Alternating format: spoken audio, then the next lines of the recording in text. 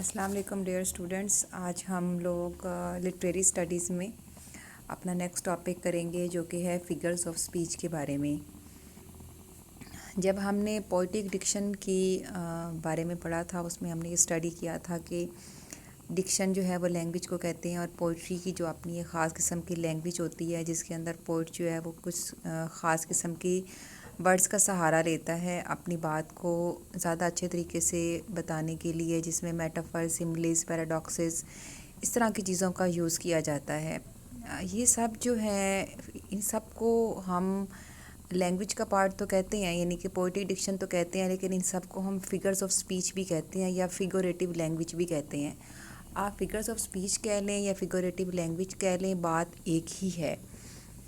तो वो सब वर्ड्स जो कि मीनिंग्स को क्लियर करने के लिए और जो अपने रियल मीनिंग से हट के एक और मीनिंग जो है कन्वे करते हैं, उसको हम फिगर्स ऑफ स्पीच या फिगरेटिव लैंग्वेज कहते हैं। जैसे फॉर एग्ज़ाम्पल एक एग्ज़ाम्पल आप आगे भी करेंगे, मैं आपको पहले इसलिए समझा रही हूँ ताकि आपको क्लियर हो जाए। जैसे एक सेंटेंस है कि ही रैन फास्ट। फास्ट जो है वो तेज़ के मायने में आता है। एक अगर हम इसका लिटरेचर के लिहाज से मीनिंग देखें कि फ़ास्ट का मतलब होता है तेज़, जो कि उसका एक डिक्शनरी का मीनिंग है। लेकिन अगर हम उसको कंपेयर करें उस पर्सन को कि ही रैन लाइक द विंड।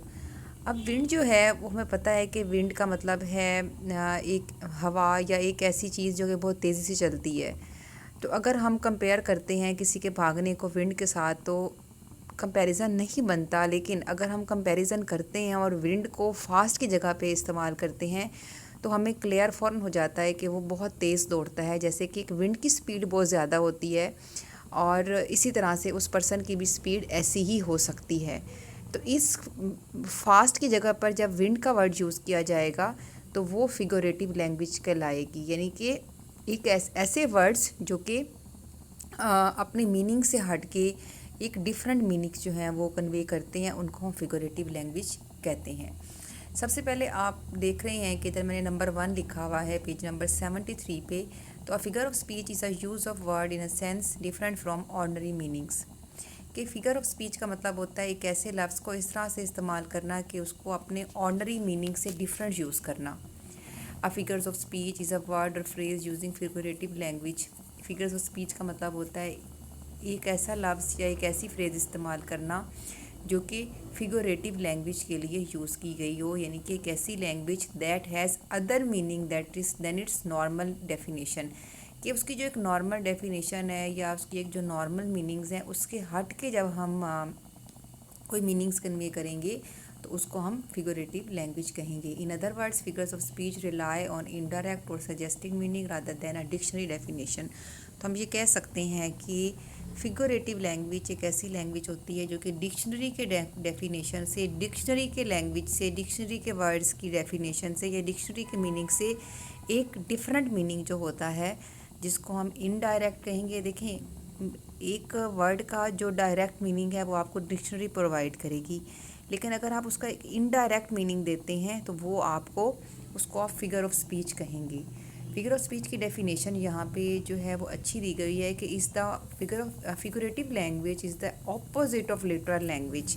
यानी कि फ़िगर ऑफ स्पीच या फिगरेटिव लैंग्वेज एक ऐसी लैंग्वेज होती है जो कि लिटरल लैंग्वेज से हटके होती है। यानी कि जो हम अपने लिटरेचर में जो वर्ड्स के मीनिंग्स पढ़ते हैं उससे हट के जो मीनिंग्स होते हैं वो फिगरेटिव लैंग्वेज में यूज़ होते हैं। Literal language mean exactly what it says. Literal language का मतलब क्या होता है कि सेम वर्ड का उसी का same meaning, but figurative language mean something different to and what it says on the surface. के एक ऐसी लैंग्वेज जिसमें एक बात डिफरेंट तरीके से बयान की जाए कि वो जो बात है उसको एक नए तरीके से, नए वर्ड्स के ज़रिए, एग्जांपल के ज़रिए बताया जाए, यानी कि न्यू वर्ड्स का यूज़ किया जाए। जैसे मैंने आपको ये एग्जांपल पहले भी करवाई है, he ran fast, he ran like the wind.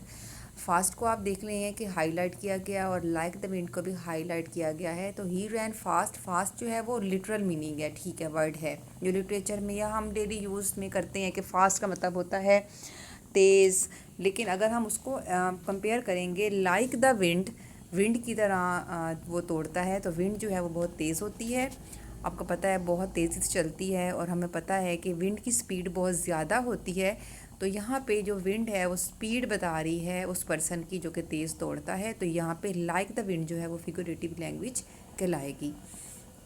Figures of speech जो हैं वो बहुत से हैं। इसमें हम जो इम्पोर्टेंट फिगर्स ऑफ स्पीच हैं वो आज हम वन बाय वन करेंगे। इसमें सबसे पहले है अलिट्रेशन। अलिट्रेशन का मतलब होता है रिपीट करना सेम वर्ड्स को, सेम साउंड्स को। ठीक है, alliteration is the repetition of similar or same sounds in the beginning of words. के वर्ड्स के बिगनिंग में एक ही साउंड का सहारा लेना। जैसे Peter picked, Peter Piper picked a peck of pickled peppers. अब इसमें जो मैं आपको सेंटेंस पहले एग्जांपल इसलिए करवा रही हूँ कि इसमें जो प साउंड है वो सबसे ज़्यादा यूज़ हो रही है, या जो पी लेटर है वो बार बार यूज़ हो रहा है, तो इसको हम अलिट्रेशन कहेंगे। It is a poetic technique or literary stylistic device where a series of words in a sentence have the same first consonant sound.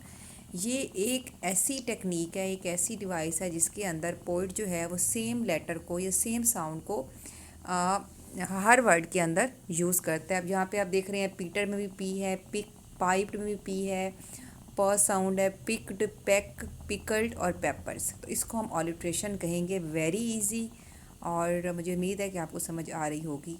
तो in other words alliteration is when the beginning sound of words are repeated in close succession. तो जब एक ही sentence में एक ही जो sound है या एक ही लेटर है या एक ही जो है वो वर्ड है उसको बार बार अगर यूज़ किया जाता है तो उसको हम अलिट्रेशन कहेंगे।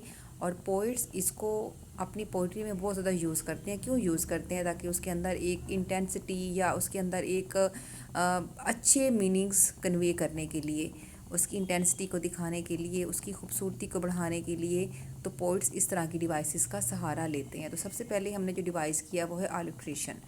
Then comes antithesis, a figure of speech which is used to express two contrasting और opposite ideas। जब आपने दो opposite ideas का सहारा बताना हो कि अगर आपने दो चीज़ों को साइड बाय साइड बताना हो, यानी कि दो कंट्रास्टिंग चीज़ें या दो ऑपोजिट चीज़ों को आपने बताना हो, तो उसके लिए जो आप वर्ड्स का यूज़ करते हैं उनको एंटीथेसिस कहा जाता है। यानी कि उस लैंग्वेज को आप, उन वर्ड्स को आप एंटीथेसिस कहते हैं।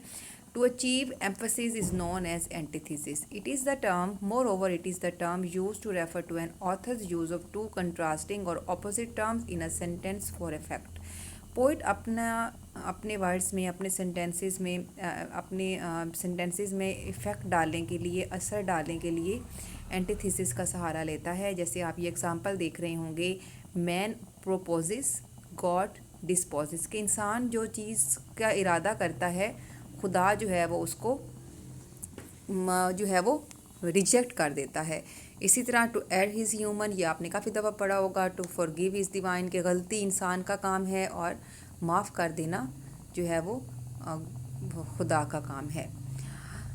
Speech is silver but silence is gold. Speech जो है वो सिल्वर, चांदी की मानेदा, लेकिन साइलेंस जो है यानी कि बोलना तो चांदी है लेकिन चुप रहना जो है वो गोल्ड की मानद है। Give every man thy ear but few thy voice. हर किसी को अपना कान तो दो, यानी कि हर किसी की बात तो सुनो लेकिन कम को अपनी बात सुनाओ। तो इसमें से आप 2-3 एग्जांपल्स कर लेंगे। तो एंटीथेसिस मीन जब आप दो ऑपोजिट बातों को साइड बाय साइड डिस्कस करते हैं। जैसे मैन प्रोपोजिस, पैन प्रोपोजिस। अब आप देख रहे हैं कि मैन जो है वो इरादा करता है और गॉड डिस्पोजिस, गॉड जो है वो उसको पूरा नहीं करता। तो दोनों चीज़ें डिफरेंट हैं, कंट्रास्टिंग हैं, ऑपोजिट हैं।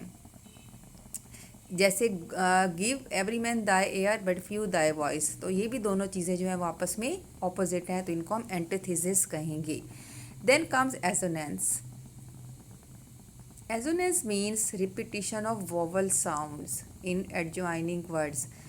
जब आप वॉवल साउंड की रिपीटिशन करते हैं वर्ड्स के अंदर, उसको आप एजोनेंस कहते हैं। The effect of assonance is similar to the alliteration. जैसे कि हमने अलिट्रेशन में पढ़ा था कि सेम कॉन्सोनेंट साउंड की रिपीटिशन, उसमें प साउंड हमने या लेटर पी आपने जो पढ़ा था वो उसकी रिपीटिशन थी। तो इसके अंदर एजोनेंस के अंदर हम देखते हैं कि वॉवल साउंड की हमें रिपीटिशन नज़र आती है।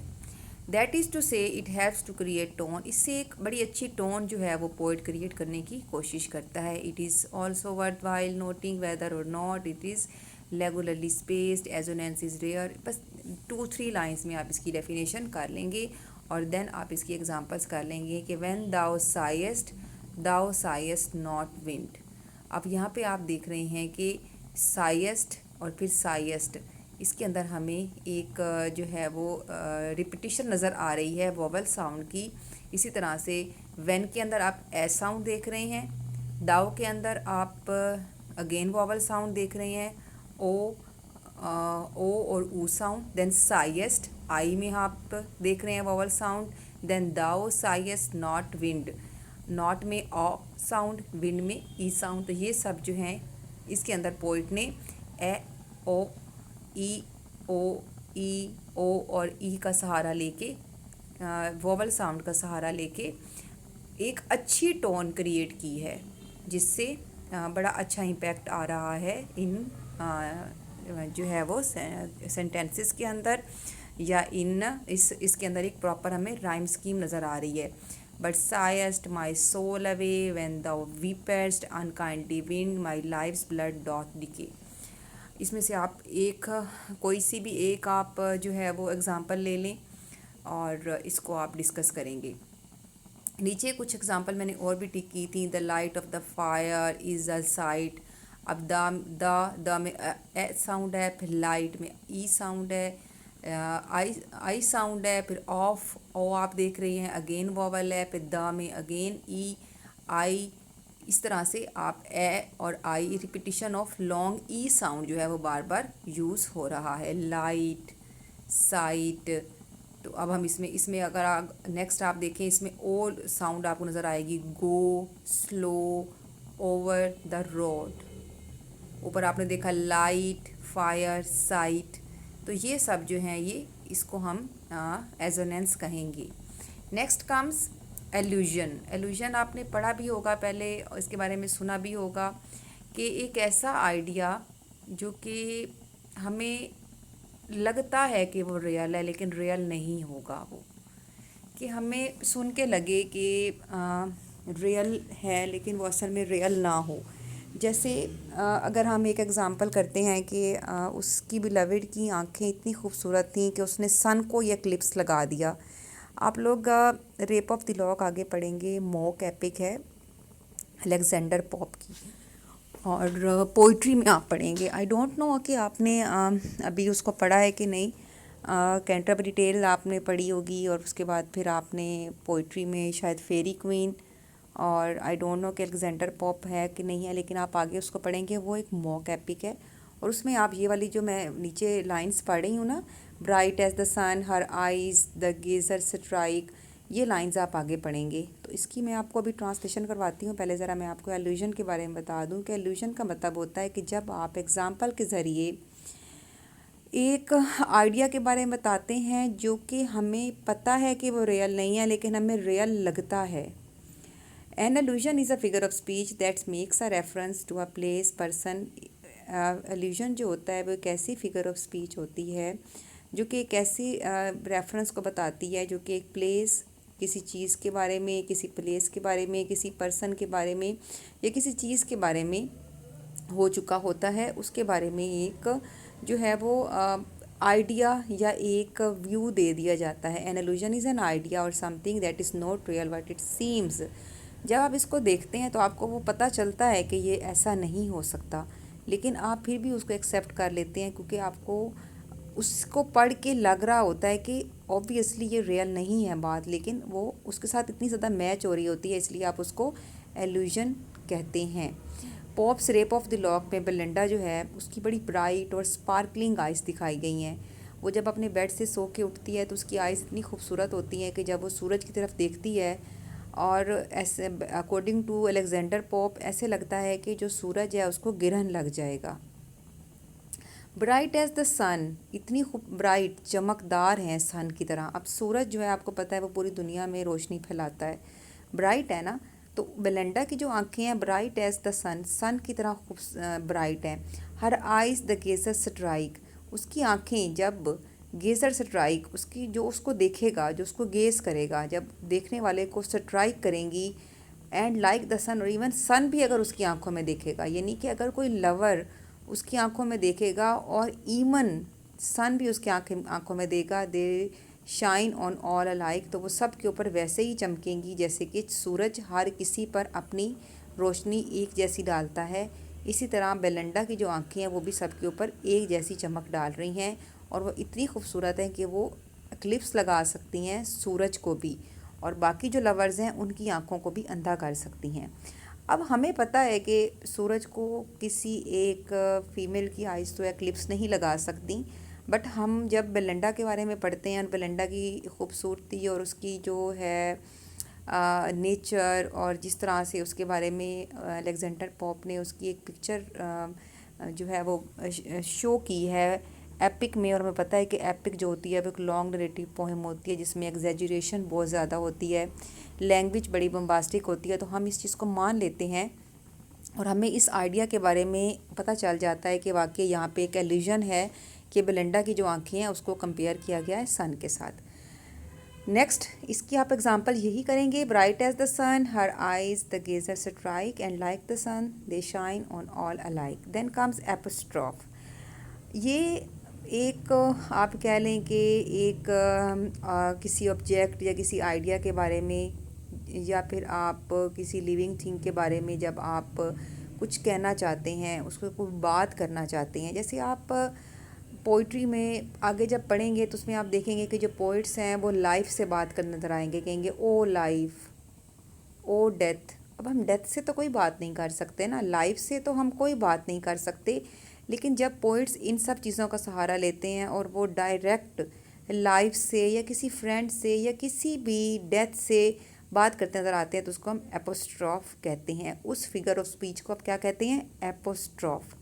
अ figure of speech which is used to address a lifeless object, यानी कि एक लाइफलेस ऑब्जेक्ट से जब एक पोइट बात करता है। लाइफलेस ऑब्जेक्ट मीन एक ऐसा ऑब्जेक्ट, एक ऐसी चीज़ जो कि उसकी पोइम में अलाइव नहीं है, डेथ हो चुकी है उसकी, या उसके सामने वो प्रेजेंट नहीं है, या फिर इट्सेल्फ अगर वो डायरेक्ट लाइफ से और डायरेक्ट डेथ से ही बात करता है, तो हमें पता है कि लाइफ और डेथ जो है उसके बारे उससे डायरेक्ट आप बात नहीं कर सकते, लेकिन जब पोइट इसके बारे में बात करता है, उससे डायरेक्ट बात करता है, तो इसको हम एपोस्ट्रॉफ कहते हैं। और an abstract idea as it were are living being is known as apostrophe. O friend, O death, Milton. तो ये यहाँ पे O friend, O death, Milton, ये सब के सब इसकी एग्जांपल्स हैं। जैसे O friend I know not which way I must look for comfort. O death where is the sting, तुम्हारा स्टिंग कहाँ है। फ्रेंड से बात कर रहे हैं, यहाँ पर मिल्टन से जब डायरेक्ट बात कर रहा है, thou shouldst be living at this hour, कि मिल्टन तुम इस घंटे में ज़िंदा नहीं हो। तो ये सब के सब जो एग्जांपल्स हैं वो इसको हम फिगर्स ऑफ स्पीच कहेंगे। Then comes assonance. Assonance takes place when two or more words close to one another repeat the same vowel sounds. जब एक सेंटेंस में हर वर्ड के अंदर हमें एक वोवल साउंड नज़र आए और वो सेम हो, यानी कि ए ई ओ डिफरेंट नहीं हो, बल्कि एक ही साउंड जब स्टार्ट हो रही है और हर वर्ड में हमें नज़र आए, उसको हम एजोनेंस कहेंगे। For example men sell the wedding bells, इसमें हम ए साउंड हमें नज़र आ रही है, men A sound, sell A sound, wedding bells इसलिए हमें इसके अंदर ए साउंड जो है वो नज़र आ रही है, तो इसको अब हम एजोनेंस कहेंगे। Then comes consonance. कॉन्सोनेंट्स जो है वो कॉन्सोनेंट से निकला है ये वर्ड। कॉन्सोनेंट साउंड्स आपने पढ़ी होंगी, कॉन्सोनेंट और वोवल साउंड्स। तो repetition of same consonant sound, यानी कि अगर एक ही कॉन्सोनेंट साउंड की रिपीटिशन हो, और two or more words in which the vowel sound are different, जिसमें वोवल साउंड डिफरेंट हों और एक ही कॉन्सोनेंट साउंड जो है उसकी रिपीटिशन हो, इसको हम कॉन्सोनेंस कहेंगे। Then comes hyperbole. हाइपरबोल जो है इसको आप डिटेल में करेंगे, कॉन्सोनेंस की जस्ट आप डेफिनेशन कर लें। हाइपरबोलिक लैंग्वेज का मतलब होता है एक्सेजरेटिव लैंग्वेज, जब आप हद से ज़्यादा किसी चीज़ की तारीफ़ करते हैं। जैसे हमने पीछे बेलिंडा की जो लाइंस पढ़ी हैं कि उसकी जो है वो आइज़ जो हैं वो सन की तरह ब्राइट हैं। तो सन की तरह ब्राइट जो है आइज़ को कहना वो हाइपरबॉलिक लैंग्वेज कहलाएगी। तो हाइपरबोल जो है वो ग्रीक वर्ड जो है, ग्रीक वर्ड है जिसका मतलब है एक्सेस, ज़्यादती। ये भी एक फिगर ऑफ स्पीच है जिसका पोइट्स बहुत ज़्यादा यूज़ करते हैं। It was extreme exaggeration to make a point और शो एम्फसिस। जब पोइट्स एम्फसिस शो करना चाहते हैं और ज़्यादा अपनी बात पे जोर डालना चाहते हैं तो वो हाइपरबॉलिक लैंग्वेज का यूज़ करते हैं। It is the opposite of understatement. In literature it is often use to show contrast और कैच द रीडर्स अटेंशन। जब आपने रीडर की अटेंशन लेनी है या आपने कंट्रास्ट बताना है या आपने जो एक चीज़ पहले से कही जा चुकी है उसके आपने ऑपोजिट जाना है तो उसको हम हाइपरबॉलिक लैंग्वेज कहेंगे। ठीक है, उसके बाद अब इसकी एग्जांपल देखिए कि all the perfumes of Arabia will not Sutton this little hand. कि अगर परफ्यूम अरेबिया के सब भी अगर हम इकट्ठे कर लें और वो भी मिलके इस जो छोटा हाथ है इसको स्वीटन नहीं कर सकते, यानी कि प्यारा नहीं बना सकते। अब हम यहाँ पे देख रहे हैं कि कितनी ज़्यादा एग्जैजरेशन, कितनी ज़्यादा जो है वो तारीफ़ करने की या कितनी ज़्यादा जो है वो एग्जैजरेट करके जो है ना वो एग्ज़ाम्पल दी गई है कि सब all the perfumes of Arabia. Then life is not times full. Then why man, if the river were dry, I am able to fill it with tears. ये बहुत ही अच्छी एग्जांपल है। Why man, if the river were dry, कि अगर river खुश्क होते तो मैं इसको अपने आंसुओं से भर देता। आपने ये एग्जांपल पहले भी कभी सुनी होगी कि उसके आंसू इतने बहे कि समंदर बन गए। अब समंदर का और आंसुओं का तो कोई ताल्लुक नहीं है, लेकिन जब पोइट्स इस तरह के वर्ड्स का यूज़ करते हैं तो वो इसको हाइपरबॉलिक लैंग्वेज कहा जाता है। Then comes irony. आयरनी को आपने अच्छी तरह करना है। हाइपरबॉल को ये आपकी जो है आप जब लिटरेचर पढ़ रहे होंगे, चाहे आप पोइट्री पढ़ रहे होंगे या आप आगे नावल पढ़ेंगे उसमें भी आप आयरनी पढ़ेंगे तो ये जो है एलुजन इस तरह फिर जो है हाइपरबोल एंड आयरनी, और आयरनी की आगे types these are very important. तो irony means a contrast between reality and appearance. कि पोइट या राइटर एक जो है वो अपनी राइटिंग में कहता कुछ है और कहना कुछ चाहता है, उसको हम आयरनी कहते हैं। कि हम में बात कुछ की जाए लेकिन रियलिटी में हो कुछ, यानी कि एक करैक्टर इतना अच्छा दिखाने की पोइट कोशिश करे लेकिन वो मॉरली बहुत वीक हो और अच्छा नहीं हो तो उसको हम आयरनी कहेंगे। ऐसा पोइट्स क्यों करते हैं? वो इसलिए करते हैं कि वो ये दिखाना चाहते हैं कि एक इंसान बाहर से कुछ दिखाई देता है लेकिन वो अंदर से कुछ और होता है। इसको हम आयरनी कहेंगे। Irony is a figure of speech in which words are so used in such a way that their intended meaning, कि उसका जो मीनिंग का इरादा किया जाता है is different from the actual meaning. कि उसके जो एक्चुअल मीनिंग है उससे जो उसके मीनिंग जो दिखाए जाते हैं वो डिफरेंट होते हैं। यानी कि एक जो मीनिंग रियल है वो है लेकिन उससे हट के कोई दिखाने की कोशिश करना, इसको हम आयरनी कहेंगे। यानी कि एक करैक्टर है और उसको बड़ा ही अच्छा होना चाहिए। बेस्ट एग्जांपल मैं आपको देती हूँ prologue to the Canterbury tale में। इसके अंदर आयरनी बहुत ज़्यादा है, हर करैक्टर में आयरनी है। जैसे आप देखें वाइफ ऑफ बाथ, अब वो एक्लिजास्टिकल है, वो चर्च से रिलेटेड है, बड़ी जो है वो उसको चर्च में इंडल्ज होना चाहिए बट वो जो है उसको हस्बैंड्स के बहुत शौक़ है और उसके 5 हस्बैंड जो हैं वो चर्च डोर पे हैं और बड़ी करप्ट किस्म की लेडी है। मीन्स कि वो दिखाई कुछ देती है लेकिन वो है कुछ और। इसी तरह से प्रायरस जो है वो अपने टेबल मैनर्स के बारे में बड़ी केयरफुल है, हालांकि वो वैसे बड़ी पायस दिखाई देती है लेकिन वो इस तरह की चीज़ों को बहुत इंपॉर्टेंस देती है। इसको आप आयरनी कहेंगे। तो it may also be a situation that ends up in a quite different way that what is generally anticipated। कि ऐसी कभी कभी ऐसी सिचुएशन दिखाई जाती है कि हमें लगता है कि ये होगा लेकिन उससे ऑपोजिट हो जाता है तो उसको हम सिचुएशनल आयरनी कहते हैं। ठीक है, तो आयरनी की कुछ टाइप्स होती हैं, जिसमें सिचुएशनल आयरनी होती है, वर्बल आयरनी मीन्स के बात कोई की जाती है मतलब कुछ और होता है। तो इसको ये सब आयरनी की टाइप्स हैं। तो in simple words irony means the difference between appearance and reality, कि अपेयरेंस कुछ हो, रियलिटी कुछ और हो। जैसे कैंटरबरी टेल के जो करेक्टर्स हैं उनकी अपेयरेंस कुछ और है और रियलिटी कुछ और है, तो इसको आप आयरनी कहेंगे। और आयरनी का ही क्वेश्चन आप कैंटरबरी टेल्स में कर भी रहे होंगे। तो इसकी एग्ज़ाम्पल आप जो है वो उसी में से ले लें, prologue to the Canterbury tales में से, और आप मुझे बताएंगे व्हाट्सएप के ज़रिए कि मैम हमने ये एग्जांपल्स ली हैं। ये आपका टास्क है। Then comes verbal irony. Verbal irony is the use of words to mean something different from what a person actually says. Verbal irony का मतलब होता है कि जब आप लफ्ज़ी तंज करते हैं, इस चीज़ को आप अक्सर फेस भी करते होंगे कि आपको तारीफ़ की जाती है लेकिन साथ ही तंज भी कर दिया जाता है। तो इसी तरह जो अक्सर राइटर्स हैं वो किसी के बारे में बता भी रहे होते हैं लेकिन साथ ही उस पर तंज भी कर रहे होते हैं, यानी कि कहना कुछ और मीनिंग्स उसके एक्चुअल कुछ और होना। यानी कि ऐसे वर्ड्स का यूज़ करना जो कि वो पर्सन एक्चुअली कुछ कहना कुछ चाहता हो लेकिन वो कहे किसी और तरह से। The main feature of verbal irony is that sets it apart from the other different type of irony is that it is used by a speaker intentionally। Poet जो है वो इसको इंटेंशनली कहता है, अनइंटेंशनली, गैर इरादी तौर पर नहीं बल्कि इरादतन। तो इसके अंदर जो है वो पोइट जो है वो लफ्ज़ी तंज जो है, लफ्ज़ी तीर चलाते हैं। और वर्बल आयरनी भी हमें बहुत ज़्यादा नज़र आती है।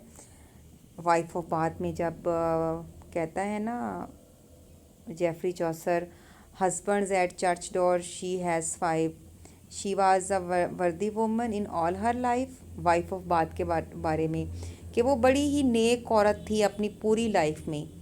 Husbands at church door she had 5, लेकिन चर्च डोर पर उसके 5 हस्बैंड्स थे। अब आप खुद अंदाज़ा लगाएं कि वो इतनी करप्ट लेडी है कि उसको शादियां करने का इतना शौक़ है और डिफरेंट हस्बैंड्स रखने का इतना शौक़ है, लेकिन उसको जो है वो चौसर उसको वर्दी वुमन भी कह रहा है, नेक औरत भी कह रहा है। अब नेक औरतों का ये काम तो नहीं होते ना कि वो 5-5 शादियां जो है वो बाहर रखें और अंदर उसकी शादियों का हिसाब ही नहीं है।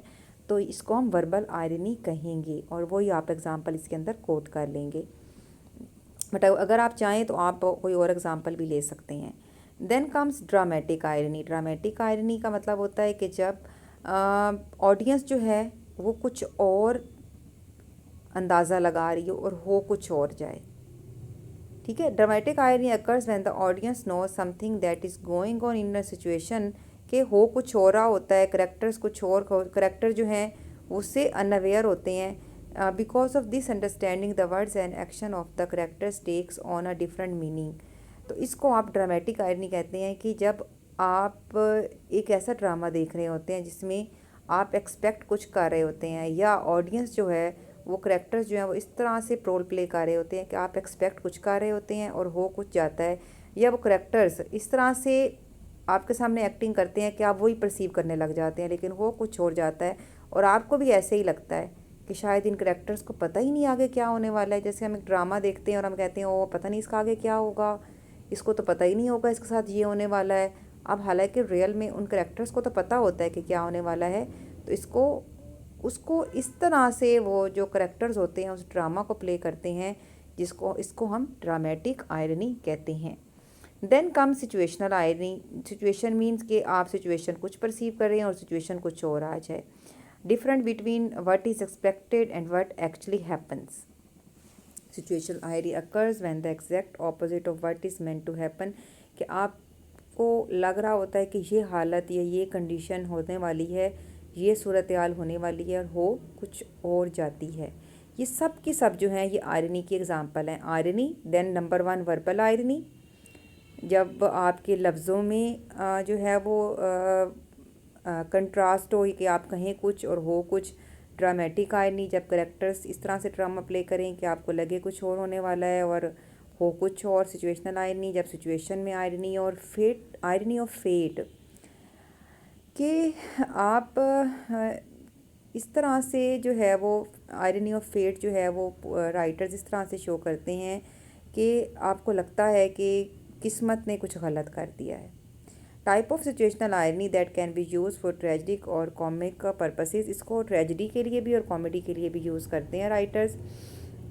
It irony of fate marks the discrepancy between action and their results, यानी कि डिसिमिलैरिटी होती है, लैक ऑफ सिमिलैरिटी होती है एक्शन में और रिजल्ट्स में, कि करेक्टर कर कुछ रहा होता है और एंड पे कुछ और हो जाता है, कि एक्शन के करेक्टर्स के साथ होना कुछ चाहिए और व्हाट दे गेट, और वो उसको एंड पे ले जो है वो फाइंड कुछ और करते हैं, उनको मिलता कुछ और है।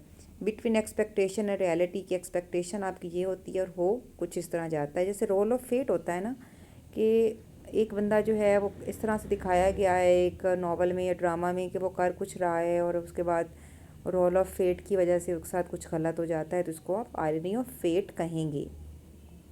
Then comes oxymoron, page number 79 पे आप पेंट पे देखेंगे, मैंने इसको सर्कल किया हुआ है।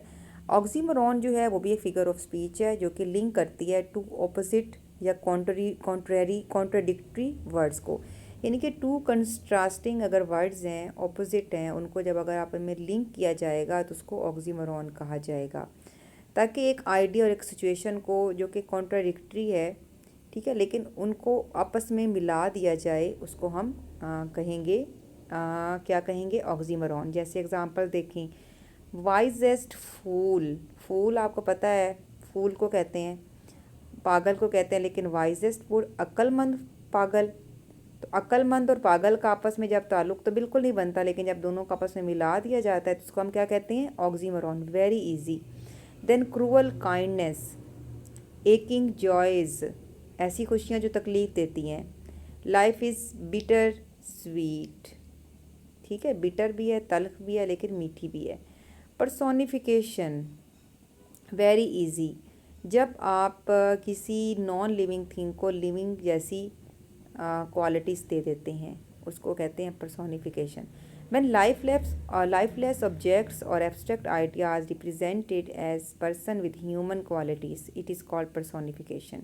जब गैर जानदार चीज़ों को जानदार चीज़ों की तरह और ह्यूमन की क्वालिटीज़ की तरह पेश किया जाए, उसको क्या कहेंगे, पर्सोनिफिकेशन। जैसे no time to turn at beauty's glance, ठीक है, ब्यूटी को देखने के लिए टाइम नहीं है। तो ब्यूटी जो है हमें पता है नॉन लिविंग थिंग है, एक आइडिया है, आपने अपनी फंक्शनल इंग्लिश में भी पढ़े होंगे एब्स्ट्रैक्ट नाउन, तो ब्यूटी जो है वो एक एब्स्ट्रैक्ट नाउन है, लेकिन यहाँ पे ब्यूटी जो है उसको लिविंग बना दिया गया है। एंड वॉच हर फीट, और ब्यूटी को क्या कहा गया है, हर मीन फीमेल के साथ कंपेयर किया गया है, कि टाइम नहीं है कि ब्यूटी को देखें और उसके पाँव को देखें कि वो कैसे डांस करती है। तो ये एग्जांपल आप यहाँ पे करेंगे।